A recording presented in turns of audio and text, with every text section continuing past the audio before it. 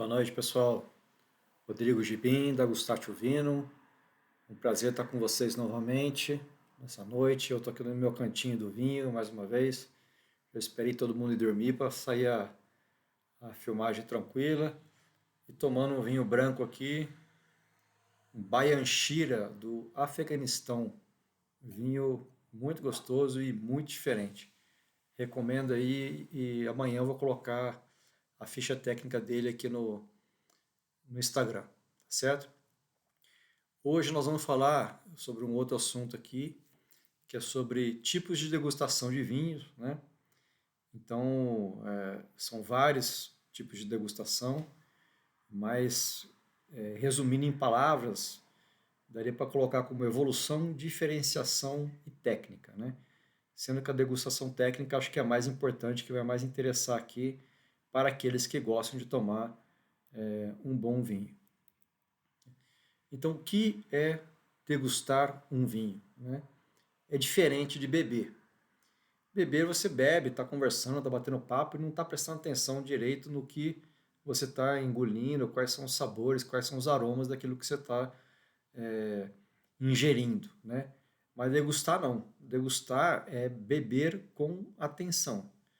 Ou seja, por meio de técnicas que a gente vai comentar a respeito delas aqui, nós vamos observar as propriedades organolépticas, ou seja, aquelas que afetam os nossos sentidos, né? Relacionadas à visão, ao olfato, ao paladar e ao tato, né? Já viu o tato também, a boca, nós temos sensações que a gente percebe na boca que estão relacionadas com o tato, né? Ah, mas faltou a audição, né? Na Argentina eu já escutei que a audição faz parte da degustação do vinho também. Porque quando você abre, quando lá eles têm o costume de quando abrir a garrafa, eles fazem aquele pó. E quando você escuta o pó, a boca já começa a salivar, né? Naturalmente. Então, ou o brinde, eu também já escutei falar que o brinde também seria um aguçamento dos nossos sentidos, da audição, já preparando a gente para ingerir o vinho e apreciar as qualidades dele. Mas isso é outra história também. Então, o tato, né, como eu comentei, além de uma avaliação final, né, conclusiva, ou seja, o vinho é bom, é muito bom, é excelente, né?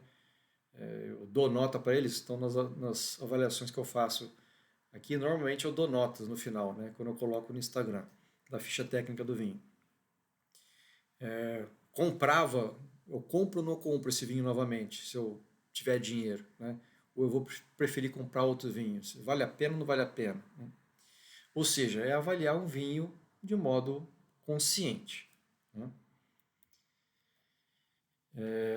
Quais são os objetivos, né? Dentre os vários que existem, né? Então, poderíamos colocar entre muitos, identificar as características sensoriais, que que eu acho que é o principal daqui dessa aula, né? A gente conseguir extrair ao máximo das características do vinho e decifrando-o, né, de maneira mais técnica. Avaliar a qualidade e o equilíbrio, ou seja, no final ali é um vinho equilibrado, não é? Ele é um vinho bom, muito bom, excelente, é um vinho sofrível, um vinho com defeito, né, que é detectar defeitos logo abaixo, né? Reconhecer origem e estilo. Então, de acordo com essa avaliação, os grandes conhecedores, os grandes sommeliers, né? É muito difícil acontecer isso, mas a gente vai tentando com o tempo reconhecer, baseado nas características do vinho, de onde ele veio, né? E alguns estilos, se ele foi feito com maceração carbônica ou não, se ele passou por barrica ou não, estilos de vinificação. Pode ser utilizado também a degustação para estimar potencial de guarda. Então eu deixo um vinho guardado, depois de 5 anos eu provo ele e vejo se ele está bom. E apesar da ficha técnica do produtor indicar um potencial de guarda estimado, né? Então, foi tema da aula passada, né, da última aula que eu coloquei aqui, o último tema, que é a validade do vinho. Então, você coloca, vê no rótulo ali, prazo indeterminado desde que guardado em condições ideais de temperatura e luminosidade, né? É falho. Se você pegar um vinho de baixa qualidade e deixar ele 10 anos, ele vai estragar. Não vai ficar melhor, né? Então, pouquíssimos vinhos, em torno de 10%, são os vinhos que suportam alguma guarda. A grande maioria é para beber ali no prazo no máximo dos tintos de 5 anos e o prazo máximo dos brancos de 3 anos, né? Então, serve para a gente estimar esse potencial. A gente vai tomando ele com o tempo e ver se ele ainda está bom ou não. Comparar vinhos entre si, é uma degustação comparada, que nós vamos ver mais para frente, né? E avaliar a evolução do vinho. Não só com o tempo, como eu coloquei aqui, estimar o potencial de guarda, com o tempo ele vai melhorando, ele vai piorando, né? E até quando a gente abriu, né? Então, esse vinho eu estou terminando de tomar hoje, mas eu abri ele ontem numa confraria virtual que eu participei. Ontem ele estava com uns aromas primários muito mais marcantes, né? Estava muito mais macio na boca. Hoje ele já perdeu muito. Ele ainda tem um aroma aqui, mas já baixou pelo menos uns 50%. Então, depois de aberto, eu consigo ver também e avaliar a evolução do vinho. Eu fiz uma degustação técnica ontem, estou fazendo outra agora, né? E eu vejo que houve uma queda. Ou seja, eu faço uma análise visual, olfativa, gustativa e dou uma conclusão no final para vocês, né? E a análise visual? Então eu vejo a cor, intensidade, né? Então, apesar que esse copo já não é o copo ideal para fazer uma avaliação, porque ele é meio fruta-cor, ele não é totalmente transparente, mas como eu já avaliei ontem, hoje eu não estou vendo isso aqui, queria só me deleitar, que eu acho esse copo lindo, né? Muito bonito. Mas serve para a gente ver a intensidade aromática, a intensidade de cor, né? E a tonalidade também. Então, é um amarelo palha intenso, com tons esverdeados, né? Ou é um amarelo ouro, ou já está mais para o âmbar, né? Já é um vinho mais velho. O brilho, então quanto mais brilhoso o vinho for, mais acidez ele tem, né? Então eu vejo isso também. Se ele está fosco, já pode ser um defeito, né? A limpidez, se ele tem partículas em suspensão, ele pode estar com defeito, ou pode ter caído rolha, pedaço de rolha dentro. E a viscosidade das lágrimas, né? Então eu giro aqui e vejo o quanto de lágrimas se forma, não dá para ver, a imagem é muito longe, né? Mas dá para eu ter uma estimativa da quantidade de álcool que ele tem. Quanto mais lágrimas, e essas lágrimas escorrem mais devagar, mais álcool o vinho tem, né? Isso me dá indicações de idade. Então, eu pego um vinho já branco de cor âmbar, ele já é bem mais antigo, né? De variedade também. Então, o vinho tem vinhos que têm tons mais esverdeados, né? Outros mais amarelo palha, outros mais amarelo ouro. A variedade da uva me dá uma indicação de que tipo que ela pode ser. Obviamente, dependendo da vinificação que eu faço, pode ter uma variação. Mas, do modo geral, cada uva, se você pegar a ficha técnica dela, ela já vai ter uma cor ali média, né, que você pode encontrar. E o método de vinificação também, nessa análise visual. Porque se eu vejo um vinho fosco, ele pode ter estragado. Se eu ponho uma vinificação que passe um espumante por surli, que ele fique não filtrado, fique sobre as lias, eu vou saber que ele não foi filtrado, porque ele vai estar ali, não vai estar límpido, né? Vai estar fosco o espumante. Então eu sei que ele passou por lias, ou pode ser um vinho natural também, né? Então já dá a gente essa dica para a gente. Análise olfativa. Então, aí, o visual já é uma parte menor, eu acho que a olfativa e a gustativa são as mais clássicas e que te dão mais informações, né? Então, a intensidade aromática, que é o primeiro fato que você tem que observar. Então, se eu ponho o nariz aqui longe da taça e já percebo bastante os aromas, aqui eu já estou percebendo, mas ontem estava mais ainda. Então, ele tem uma intensidade aromática alta. Se eu estou aqui mais próximo, né, ele tem média. Se você tem que botar o nariz lá dentro para sentir alguma coisa, a intensidade é baixa. a qualidade dos aromas. É um aroma frutado, é um aroma floral, é um aroma gostoso que me dá prazer de sentir, né? Ou é um aroma estragado, né? De um aroma de vinho oxidado, um aroma de ácido acético, né? Acidez volátil. A complexidade tem a ver com a quantidade de aromas bons, né, que a gente consegue perceber. Então, nesse vinho aqui, por exemplo, eu peguei ontem ali maçã bem madura, abacaxi bem maduro, limão, damasco, umas notas de pão fresco, né? Então, além de uma mineralidade bem marcante, uma salinidade. Então, são várias camadas de aroma que me geram complexidade. Aromas primários, né? Dentro dessas camadas, os aromas primários são os provenientes da uva em si, da casta da uva, relacionado com flores, frutas, ervas, né? Os aromas secundários provenientes da fermentação, pão, manteiga, lácteos, se for uma fermentação malolática, então você sentir essa parte de lácteos, se ele passou, ficou sobre lias, né? Vou sentir pão, vou sentir manteiga, brioche, né? E os aromas terciários, que são provenientes do envelhecimento, que pode ser em barrica ou pode ser em garrafa, que já puxa mais para o couro, tabaco, mel, frutos secos, frutos em compota, né? Que já está já está passando ali, já está bastante tempo de idade, vamos dizer assim, né?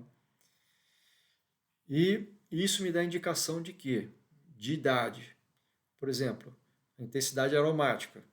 Ontem ela estava muito alta, hoje já não está mais. Então, quanto mais o vinho for mais velho, ele vai perdendo essa intensidade aromática dele, né? Aqui o vinho estava aberto, tudo bem, é normal. Mas um vinho fechado, se você pegar um vinho, teoricamente, que foi vinificado do mesmo jeito, da mesma uva, exatamente igual, vamos dizer assim. O vinho mais velho, ele vai ter menos aromas do que o vinho mais novo. O vinho mais novo vai ter explosão de aromas, né?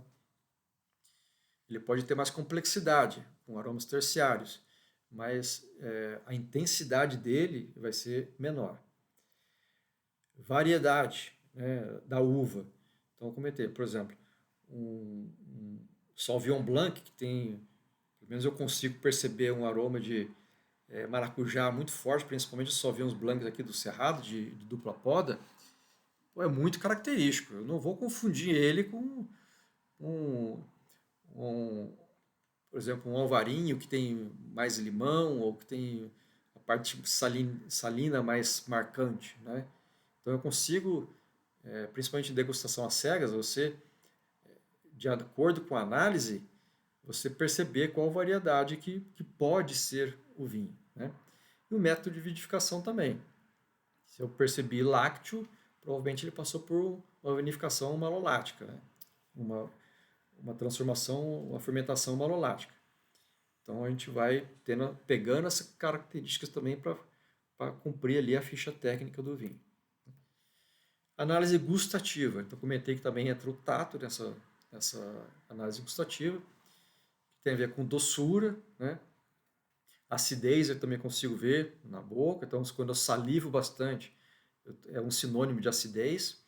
Os taninos, que é a parte tátil também, a secura na boca, né?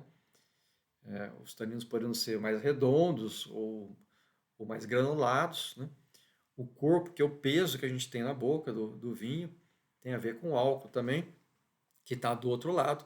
O álcool também é uma sensação tátil, porque esquenta não só a garganta como a boca, e o álcool também ele dá uma secada na boca, mas não como os taninos. Ele chupa um pouco a, a saliva, né? O amargor que a gente sente na garganta, principalmente quando a gente engole, e a mineralidade, que tem muito mais relacionado ali à salinidade, ao frescor, né, que a gente percebe no vinho. Okay? Isso também me dá indicação de idade, né? Quanto menos acidez eu tiver no vinho, teoricamente ele é mais velho, né? Se eu sei que aquela uva tem bastante acidez, eu abro o vinho e ele está com pouca acidez, ele pode indicar já uma idade mais avançada. A variedade também, tem uva que é muito mais ácida do que outras, né? Então, na hora de diferenciar uma uva ou outra, pela essas características de doçura, eu consigo determinar a variedade. Por exemplo, né, a Zinfandel, né, que tem um teor de corpo mais forte, né? Ele tem uma uva que tem um corpo maior. O Cabernet Sauvignon também tem um corpo maior, né? Diferente de um Gamay, que é uma uva levinha que tem um corpo baixo, né? Então, se eu pegar vinhos com corpos bem diferentes, né, eu consigo, às vezes, determinar a variedade da uva. E o método de vinificação também. Quanto mais doçura, né, eu deixei mais a uva amadurecer no pé e ela vai me fornecer mais doce residual, mais açúcar residual e mais álcool também. Então, se eu pego um vinho que tem muito álcool, 15,5% de álcool, eu sei que essa uva, se ele não foi fortificado, né, artificialmente, eu sei que foi uma uva que amadureceu bastante no pé, né? E que vai talvez me gerar um açúcar residual.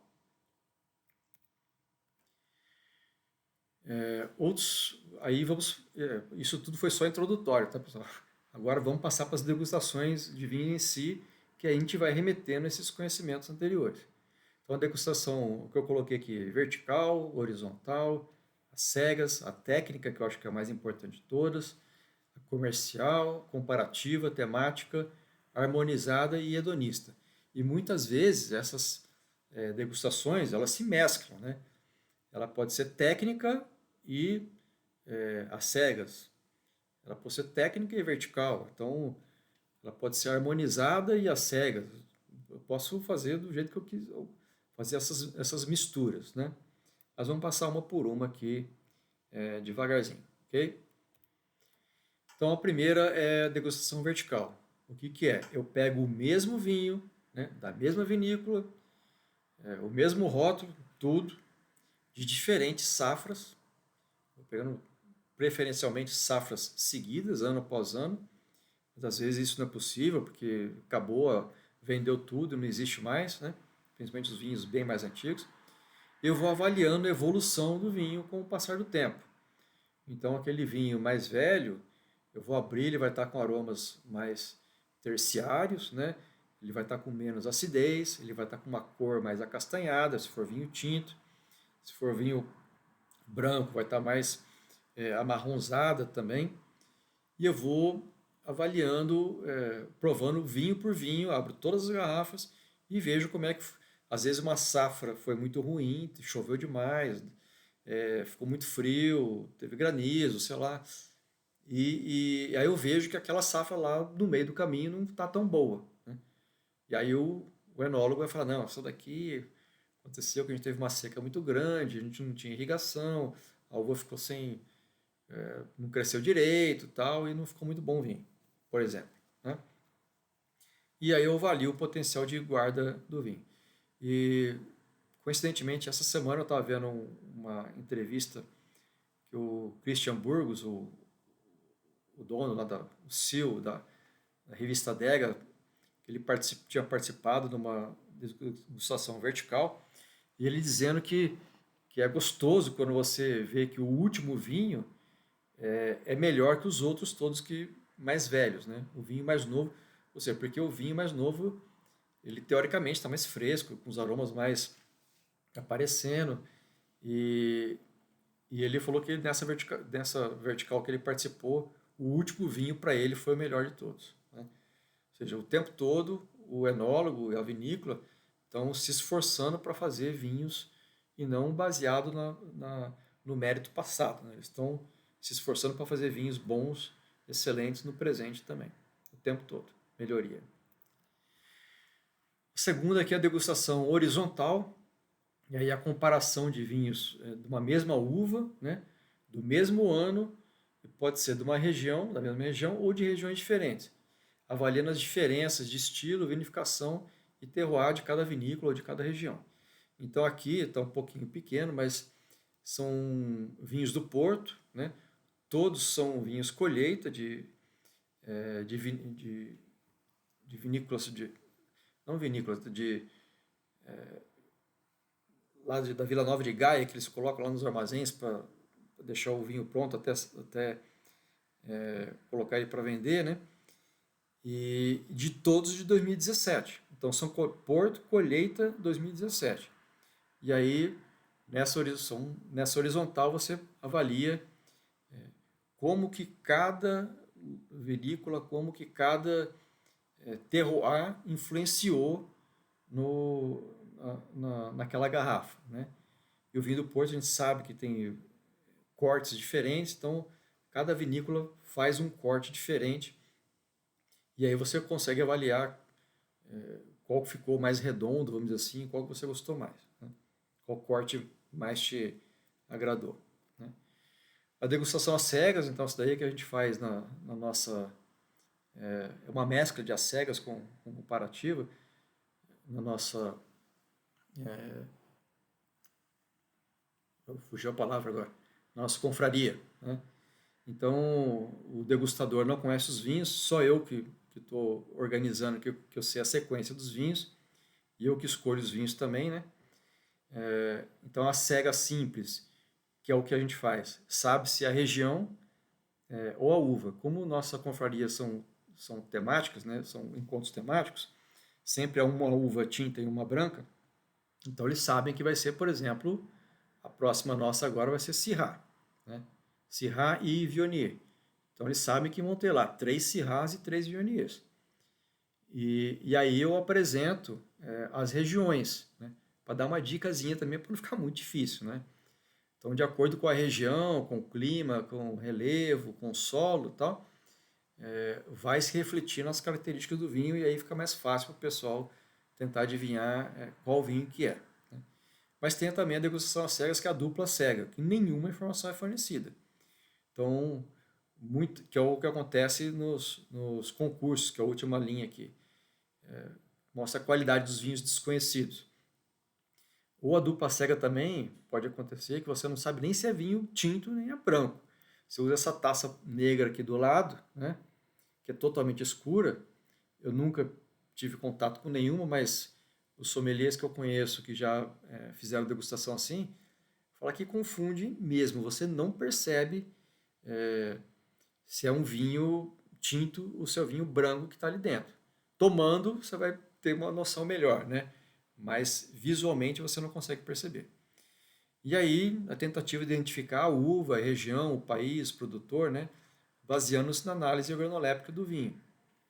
Então, você vai vendo aquelas características de visuais, olfativas e gustativas, e sabendo qual uva que é e qual região pode ser, né? Você tenta adivinhar qual vinho que é, né? E o interessante é que isso, como eu comentei aqui nos concursos, porque quando você tem acesso ao rótulo, né, o ser humano é muito influenciável, né? Então, se você sabe que o vinho custa 10 mil reais, você tem a tendência de dar uma nota maior para ele. Mas nas degustações às cegas, pô, aí todo mundo é igual. E aí acontecem as surpresas, né? Como aconteceu lá no julgamento de Paris, quando um vinho tinto e um branco californianos ganharam dos grandes ícones franceses, né? Porque era uma degustação às cegas. Degustação técnica, que é o que o sommelier faz, né? Então, é para a identificação das características do vinho, ela pode ser conduzida por um sommelier ou enólogo responsável, que é a degustação orientada, que é normalmente o que acontece nas vinícolas, né? Quando a gente vai visitar uma vinícola, tem alguém ali que vai conduzindo aquela degustação e nos dando dicas, né? Não só na parte visual, como olfativa e gustativa, para que a gente compreenda melhor o vinho que a gente vai estar provando. Utilizado na formação e no aprendizado do degustador, né? Então, como tem uma técnica, né? o degustador ele vai aprendendo a utilizar essa técnica e com o tempo ele vai fazendo isso mais rotineiramente. Utilizado às cegas também em provas e concursos de vinho, então é a combinação, né? A técnica, degustação técnica com a degustação às cegas. Então eu participei já de uma degustação às cegas para uma feira de vinhos que aconteceu aqui, mas a gente não tinha tempo de preencher uma ficha, né? Era muito rápido, muito rápido. Então você olhava ali, fazia algumas anotações, dava a sua nota e já estava vindo outro vinho já, né? Daí tinha que limpar a boca e tal, para não influenciar com o vinho um do outro, né? Então, como eu comentei, existem essas mesclas, né? Essas sinergias de degustação. Então procure identificar possíveis defeitos também, é uma das partes da ficha de avaliação, ver se você encontra algum defeito no vinho, né? E existem diversos tipos de ficha padronizadas, a ABS tem um, a W7 tem outro, ESG tem outra ficha, mas de um modo geral elas abrangem aquelas características que a gente colocou ali de visual, olfativa, gustativa e uma avaliação final, podendo colocar uma nota ou uma menção, né? É bom, é muito bom, ou é excelente, ou é satisfatório. Ou é aquele vinho que você recusa, que está com defeito, né? Defeituoso. Degustação comercial, que está junto com aquela da vinícola ali, a orientada, né? A degustação, está até o nome aqui, orientada pelo sommelier, enólogo ou representante comercial, onde são apresentadas as características do vinho. Ou seja, o cara vai estar tentando te convencer, entre aspas, das características do vinho, principalmente o enólogo, quando ele buscou isso daí, ó, eu procurei isso, eu estou sentindo isso, para te convencer que esse vinho é bom para você comprar, né? Então, o objetivo é a seleção e a compra do vinho para os degustadores. É o que acontece de um modo muito flash nas feiras de vinho, que é que eu coloquei aqui nessa imagem de baixo, né? Então você chega ali na sua banquinha, está o produtor lá, o representante da vinícola, por acaso, e você prova o vinho e ele vai falar rapidamente ali, não vai te dar uma aula sobre o vinho, mas ele vai comentar alguma coisa para ver se você se empolga e fecha alguma compra, né? Degustação comparativa, comparação de vinhos com algum ponto em comum, pode ser a mesma uva de diferentes países, que é o que eu faço na confraria, diferentes estilos com exceção em madeira, eu posso pegar o mesmo vinho, ontem na degustação que eu participei ontem, né, da confraria online, era a mesma uva, essa Baianchira, só que era um vinho com madeira e um vinho sem madeira, né? Eu, por falta de indim, eu comprei só o sem madeira, né? Mas teve gente que comprou os dois e na hora ele tomou. Falou, não, esse aqui está mais redondo, esse aqui dá para perceber a madeira, esse não.